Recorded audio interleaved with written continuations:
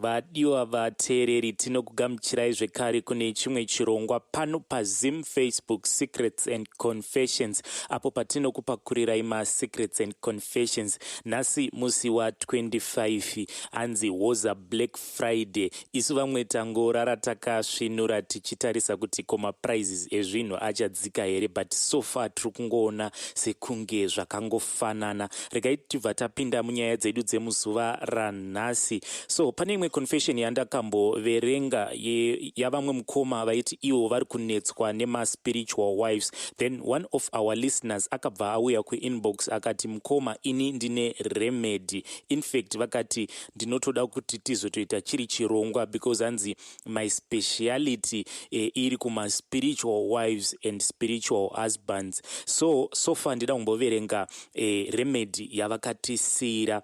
Hanzi mukomana uyo ngaatsvage spirit, then obva atora bepa rewhite obva anyora zvese zviri kumunetsa muupenyu hwake: kusaroorwa, kusaita mwana, kudya wakarara, kushaya makastoma, kurota mhuka munyama, kusvorwa munyama, etc. Vhura bhodhoro rako respirit wokanda bepa riya wobva wavhara.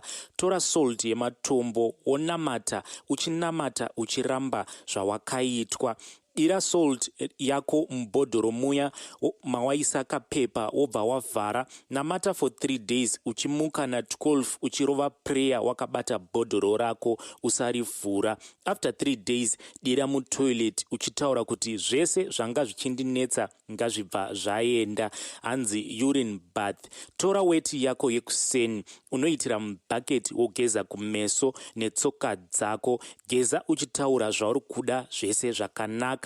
Kana weti iyoyo ikapinda mumuromo, medza. Kana wapedza kugeza usapukuta. After 30 minutes geza hako nemvura ine salt kana bute. Unogeza kuseni usati wataura nemunhu kuma 4 or 5 am. Ita izvi for 7 days, asi zviite kuseni makatsanya bonde. Zvese zvakanaka zvinobva zvatanga kuitika.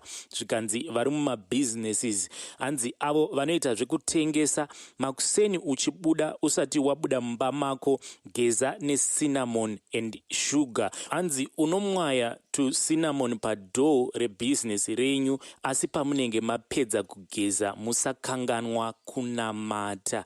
Izvi zvebusiness ndakamboshandira umwe muIndia. Each and every morning asati avhura warehouse yake pane minamato yake yaaiita. Hameno kutiwo sei kana zvava kuitwa nesu vanhu vatema zvinobva zvanzi zvakashata. Hanzi vari kutsvaka mabasa, tora king onion yered wocheka into 4 pieces wonamata wakaibata. Kana wapedza isa onion iyoyo mumvura inodziya zvorara zvakadaro, wofuma uchigeza woenda kunotsvaka basa. Izvi zvinobatsira futi kudzinga urombwa neushereketwa. Hanzi ukaona kuti zvaramba, vaya vari kutambudzwa nemweya yemaspiritual husband kana kuti wives, tora mashizha ako embanana aya ari kubukira asina kutsemuka, macheke wega, woisa muchigubhu, woisa mvura imomo, wogeza 3 days. Usiku mvura yacho unorasa muyadhi mako.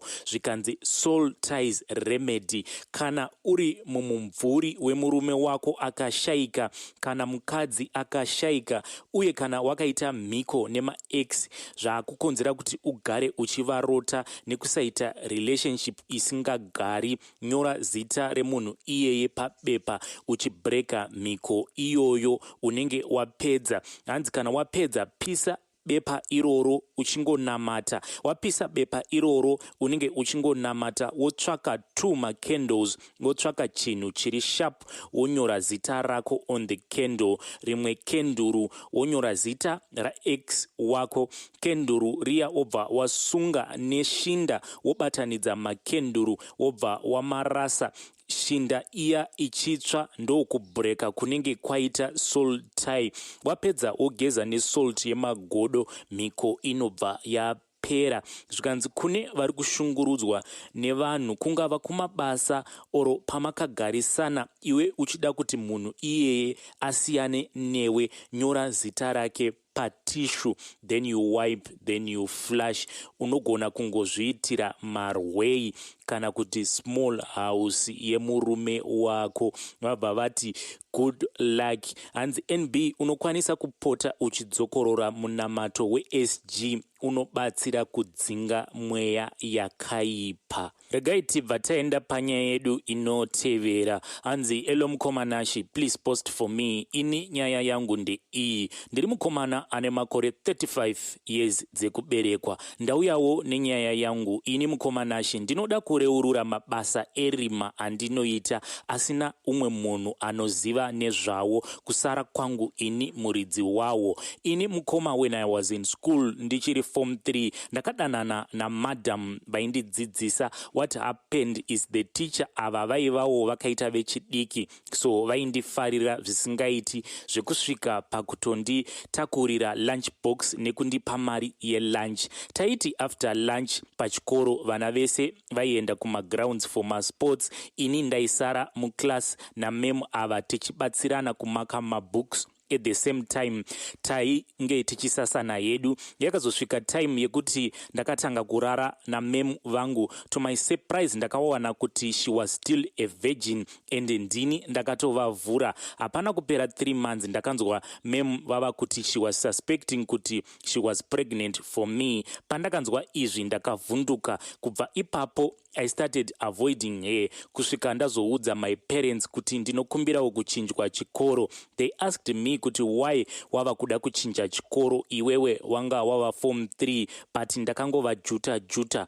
I was then transferred to another school. Ndakazoti ndava form 4 ndakamitisa umwe musikana again ndikamufosa kuti aite abortion. She did the abortion achibva afa achirwara nekubvisa nhumbu yangu. I didn't say anything or tell anyone kuti nhumbu iyoyo yaiva yangu. From there ndakabva ndapedza chikoro ndokuenda kuvhasiti. Ndava kuvhasiti ndakaita vasikana vaikwana ivo kuita 4. Vasikana vandakamitisa ava ndakavati vabvise nhumbu dzangu, ende vese vaifa vachirwara nekubvisa nhumbu idzi. Kubva ipapo I started noticing kuti something was wrong, but ndakashaya chekuita. Ndakangosiya zvakadaro. Nyaya yakandinetsa manje ndeyekuti ndakazorora mukadzi wangu wekutanga, nhumbu ndokubva yaramba kubata. Takazosvika pakusiyana ini nemudzimai wangu uyu.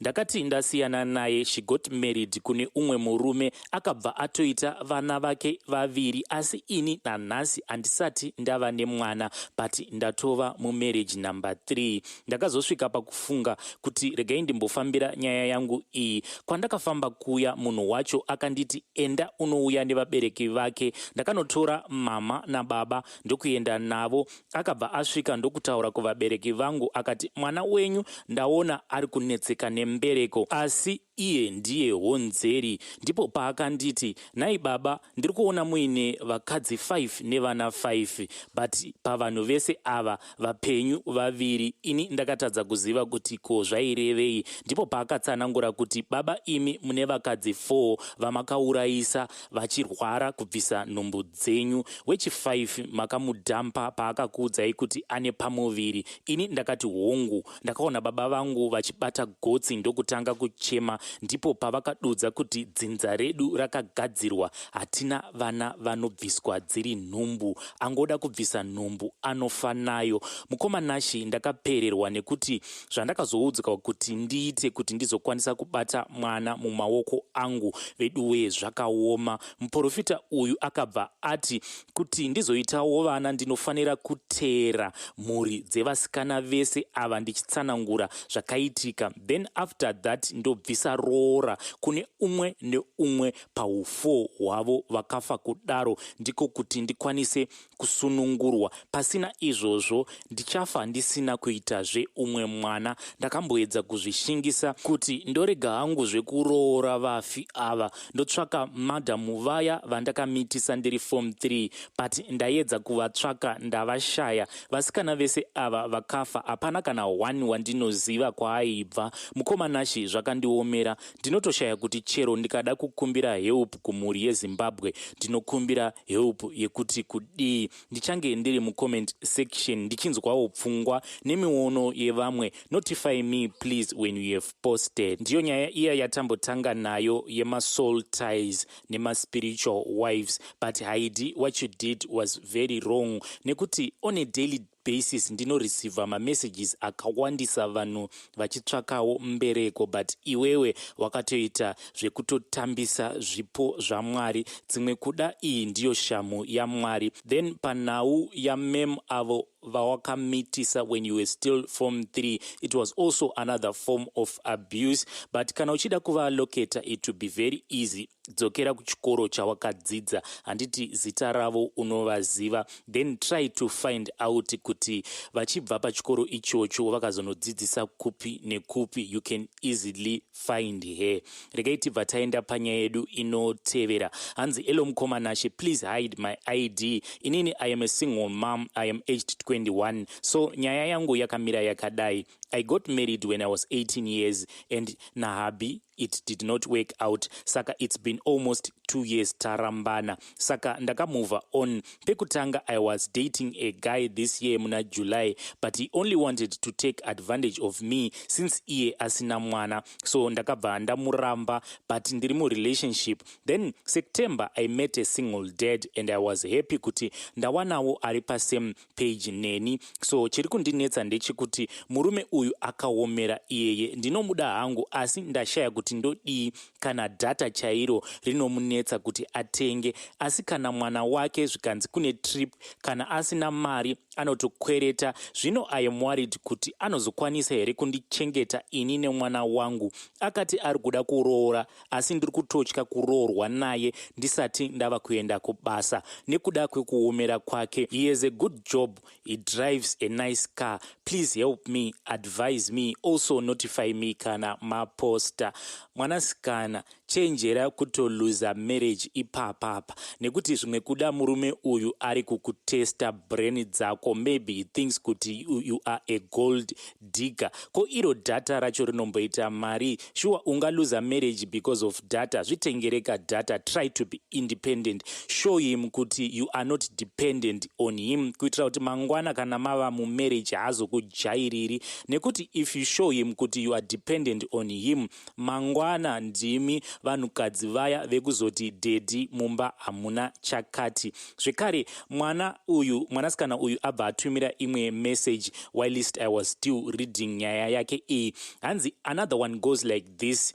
Murume wandiri mu relationship naye uyu akagumira form 4. He is now 29 years. Kana tichitaura anototaura imwe broken English inotobohwa, and he is from our church. Saka vanhu vekumba kwedu expect my brother vanototi he is a graduate, but my brother once told me kuti aitochinja zvake mari mutown, but now he has a better job. Saka chiri kundinetsa ndechekuti sisi vangu vakaroorwa nemurume ane mari dziri nani nani and akadzidza. Ini ndakagumira A level, I passed and ndiri kutoda kuenda mberi. My previous hubby anga akaramba chikoro atova kucollege and pataiva tese ndini ndaitohasela kuti tiwane mari. Saka family yangu iyi inonditi tsvakawo akadzidza anokwanisa kukuchengeta, kwete kuti utambure sepakutanga. Saka pavachaziva kuti murume uyu akagumira form 4, handizivi kuti vachazodii, and iye wacho haazodhakwi here akashaya basa.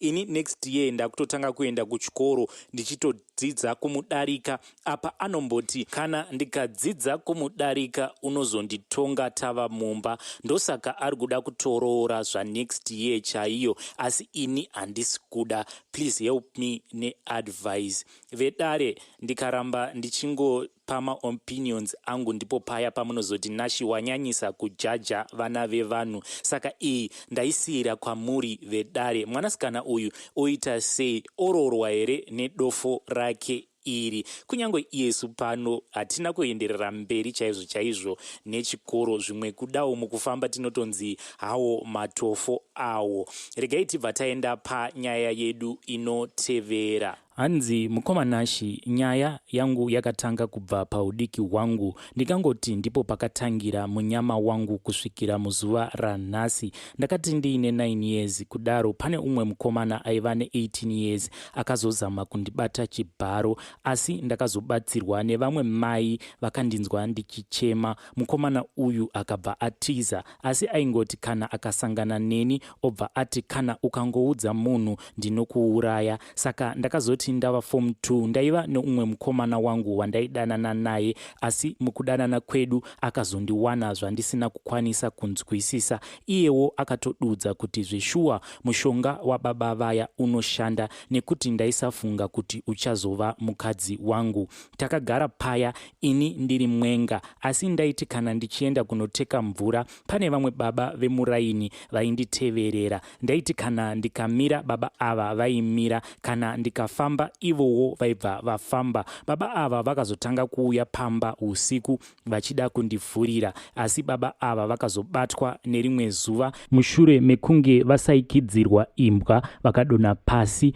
zvikaonekwa kuti aiva muzukuru wepamusha ipapo. Takagara kudaro ndakatanga kushorwa kunzi uri pfambi. Ndaingoti kana ndikaenda kuhuni kana kumvura vamwene vangu vaitoti musazoshamisika kana pano pakazouya vakadzi vevanhu nekuda kwepfambi iyi. Zvaita sekudaro umwe muzukuru zvekare wemumusha umu akazama kuda kundibata chibharo, asi ndakaudza vamwene vangu, asi shoko rekungoti uri pfambi harina kuzombogara rabva pamuromo pavo. Zvaita sekudaro murume wangu akazovharirwa kubasa kwavo, vaisabvumidzwa kubuda nenhau yekorona. So iye aindirentera kune imwe nzvimbo achitumira mari yerent neyechikafu, asi kumusha kwaiva kune vana aisatumira kana chinhu. Rimwe zuva akabva andidaidza nekuti vainge vabvumidzwa kuti chimbofambai. Akabva afona achiti ndava nenguva ndagarisa ndisina kuita bonde, chimbouya kuno.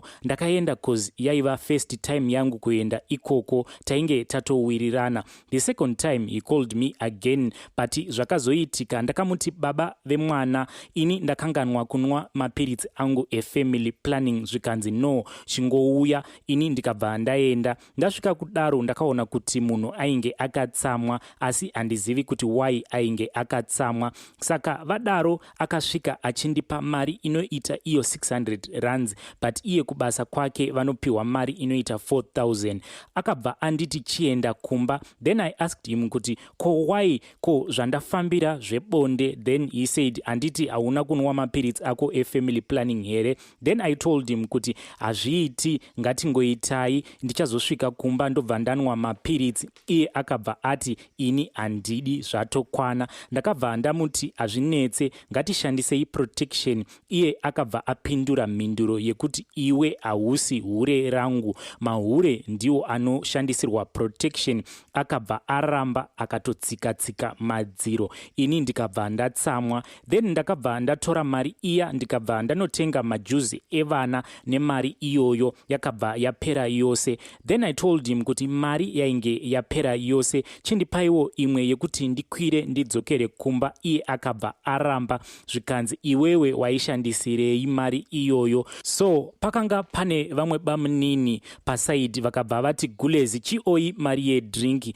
Then I took the money yaikwana iyo kuita 300 rands. Ndakabva ndakwira ndokuenda kumba. Ndakazotosvika zvakanaka kumba kuya. Takazoita time tisina kutaura tose paWhatsApp. Ndipo pandakazomisira message yekuti ndinokumbirawo kuenda kumba kuZimbabwe. Tarisa iwe une mari yekudya, ko vana hausi kuvapa mari yechikafu. Zvikanzi mai vangu vanozviziva kuti iyi inguva yekorona, hatibvumidzwi kufamba. Ndikati asika vana ndevako? Iye akabva ati yes, vana ndevangu, ende amai vacho ndevangu, havangamborasi vana vangu. Then I said it's okay, asi chiita plan yekuti ndiende kumba. Akabva ati unoenda nei? Then I said ini ndichangoenda hangu nekugwizi kunoenda nevamwe. Iye akabva ati kugwizi hakuiti, ita imwe plan. Then ndakabva ndaita plan rekuti ndiende netrack. Ndakabva ndamuudza, iye akabva akabva ataurirana nemutyairi uyu wetraka. Ini ndikabva ndati ndiri kuda kuenda kumba,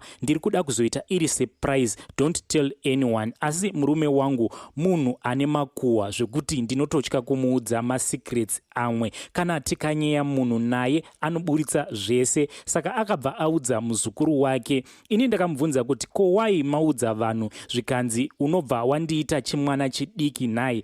Ndakabva ndati sorry zvapera. Asi hapana kutora 2 days ndakabva ndabvunzwa nemuzukuru wake kuti nhai gogo, ndanzwa kuti muri kuuya kuno, ko mava kupi? Then I told him kuti ini handisati ndasumuka asi ndiri kuuya. Akabva anditi mbuya, ndiri kukumbirawo kuti musasvika kumba kwedu nekuti hanzi vanhu vari kubva kuSouth Africa vari kuuya nayo corona iyi. Ini ndakamuti ko imi maudzwa nani kuti ndiri kuuya? Zvikanzi ndaudzwa nasekuru vangu. Ini ndakati kana ndasimuka I will not tell him because iye aiva ari kure. Saka ndaingoti kana ndava kuMessina ndipo pandichazomuudza. Ndakabva ndasimuka ndakananga kumunhu aiva nemota kuti anondisiya kumunhu uya wetraki. Traki iri ndaenda kunosangana naro kuMessina. Vanhu vaya vemota vakabva vati kuti ndimukire ikoko kure, but the best way itai kuti ndikutakurirei zvinhu zvenyu then movha manorara kumba kwangu. Then I said it's fine. Zvichiitika zvinhu izvi I didn't tell my husband kuti ndainge ndaenda kupi. Saka pasina chinguva pakabva pasvika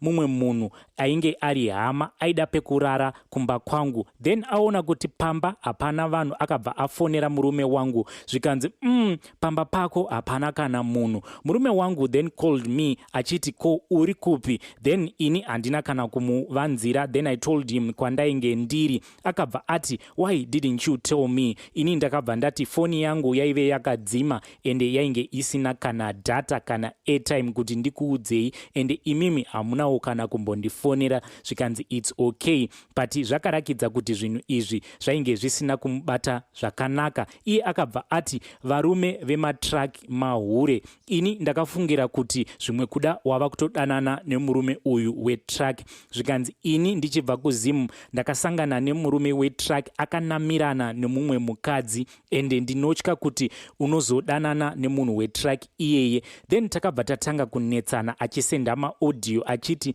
ndiri kuda kutoenda kumaprofita izvezvi kunobvunza kuti hamuna here kutorara mose izvezvi nditori pamuprofita kutaura kudai. Munongoziva nguva yelockdown ndakasimuka Saturday manheru ndikavata Sunday, Monday, Tuesday, Wednesday ndipo pandakazosvika kumba. But I was not alone mutraki imomo. Taiva tiri vatatu, 2 vakadzi ne1 murume truck driver iyeye. Takasvika zvedu zvakanaka. Mai vemurume vangu vanova vamwene vangu ndakasvika ndikavapa grocery randainge ndakatenga raiva riri shoma. We had to share. Zvakabva zvarakidza kuti vainge varwadziwa nazvo kuti gore rese vanhu vari kuJoni havana kana kumbotumira kana chinhu, asi vangondigira kagrosari kashoma ikako. Vakati let's share. Ndakabva ndagara zvikanzi ini vana vako handichakwanisi kuvagezesa ava vaduku vachibvira matwins, iwe wechiita plani nevana vako. Ini ndakabva ndati no, hazvinetsi, regai ndizoudza baba vacho. Ndakataura nababa vacho zvikanzi hazvina kuipa kana zvirizvo zvataurwa naamai, iwe wechiuya navo vana ivavo. Ini ndakabva ndati vana ndiri kuda kuuya navo, asi uyu mukuru ndoita sei naye? Zvikanzi chingouya navo vese. Zvaita sekudaro murume wangu akabva ati usati wauya hako kuno ndiri kukumbira kuti uende kunoyereswa kwamadzibaba. Ini ndakabva ndati it's okay. Akabva ataura for about 5 times achingondiudza kuti enda unoyereswa. Kechi 5 ndakabva ndati asi mava kundiona sechimwana chidoko kani? Iye akabva atondibloka. Ndakabva ndabvunza hanzvadzi yangu kuti ko wamboona here Tsano vako vari online? Zvikanzi yes, Tsano vatori online izvezvi. Ini ndakabva ndati wo it's okay. Akabva andibvunza kuti ko chiinai chiri kunetsa vahanzvadzi? Inini I didn't tell him at first, but ndakazomuudza kuti Tsano vako vandibloka. Zvikanzi ko vakublokerei chii? Zvikanzi wo saka zvandakaona kuFacebook ndizvo nhai. Ini ndikabva ndati ko makaoneiko nhai Tsano? Iye akabva ati ndakaona picture raTsano vakakiswa neumwe mukadzi. Zvaita sekudaro murume wangu akabva atora about 3 days asi asina kundi unblocka,